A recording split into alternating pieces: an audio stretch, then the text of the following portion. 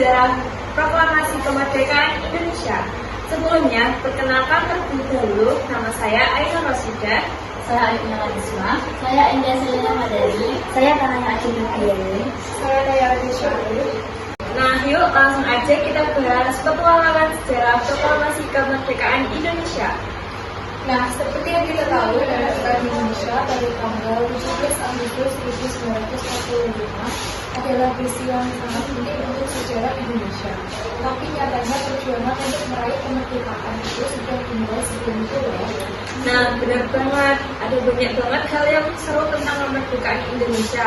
Tentang kemerdekaan Indonesia yang nggak kita ketahui sebelumnya. Jadi, apa sih yang bikin kalian kagum tentang proklamasi sebelum kemerdekaan itu? Kita bahas dulu yuk latar belakangnya. Benar, kita harus dulu apa yang melatar belakangi proklamasi kemerdekaan Indonesia.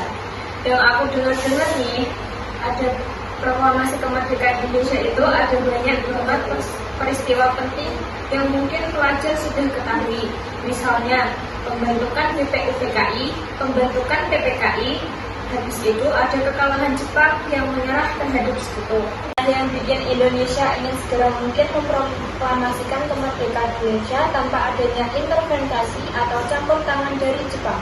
Ya, benar banget. Jepang sempat memberikan kemerdekaan kepada Indonesia pada tanggal 12 Agustus 1945 setelah kalah dari sekutunya. Namun, kemerdekaan ini diberikan demi keuntungan Jepang. Meski begitu, Indonesia juga diuntungkan karena semangat para pahlawan semakin besar dan bangsa Indonesia lebih siap menyongsong kemerdekaan penuh di masa mendatang. Banget. Terus gimana sih proses pembentukan BPUPKI dan PPKI itu? BPUPKI itu sendiri dibentuk untuk mendiskusikan masa depan Indonesia. Nah, maka dari itu lahirlah PPKI untuk mempersiapkan kemerdekaan Indonesia. Hal tersebut menjadi langkah besar bagi Indonesia untuk mempersiapkan kemerdekaannya. Aku ungkapin lagi ya. Boleh. Jadi BPUPKI itu dibentuk untuk mempersiapkan hal-hal yang sekiranya penting untuk kemerdekaan. Mereka membahas tentang sistem pemerintahan, ekonomi, hukum, dan lain-lain. Nah, untuk PPKI sendiri dibentuk untuk mengambil keputusan terakhir tentang proklamasi kemerdekaan Indonesia. Jadi, PPKI itu menggabungkan semua gagasan dari BPUPKI dan akhirnya menyatakan kemerdekaan Indonesia pada tanggal 17 Agustus 1945. Itu momen bersejarah banget gak sih bagi Indonesia? Seru banget. Terus gimana kok Jepang bisa tiba-tiba menyerah? Jadi, pada tanggal 6 sampai 9 Agustus 1945, Jepang dibom oleh Amerika Serikat di Hiroshima dan Nagasaki, menyebabkan kelumpuhan ekonomi dan militer, serta banyak korban jiwa. Akibatnya, Jepang menyerah tanpa syarat kepada sekutu pada tanggal 14 Agustus 1945.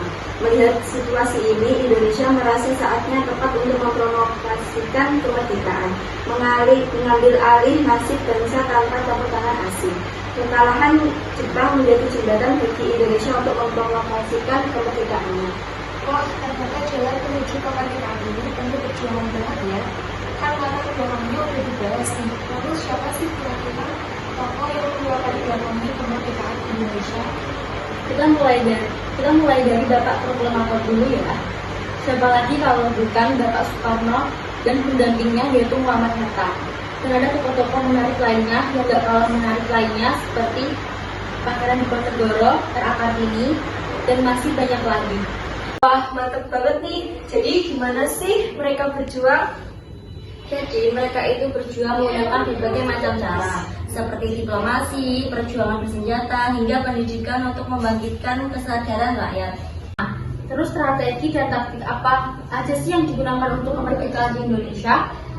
Kalau untuk strategi dan taktik itu sendiri meliputi strategi demonstrasi, gerilya, diplomasi internasional, pendidikan, dan penyebaran propaganda untuk memperoleh dukungan dari rakyat dan komunitas internasional. Wah, iya benar-benar. Aku mau nambahin nih, di balik strategi kemerdekaan terdapat rintangan utama yaitu represi kolonial, seperti pembatasan kebebasan berpendapat serta penahanan dan penangkapan aktivis. Selain itu, ada juga kekerasan dan konflik bersenjata yang dilakukan oleh kolonial. Wah, nggak kebayang ya betapa susahnya perjuangan para pahlawan kita demi kemerdekaan Indonesia.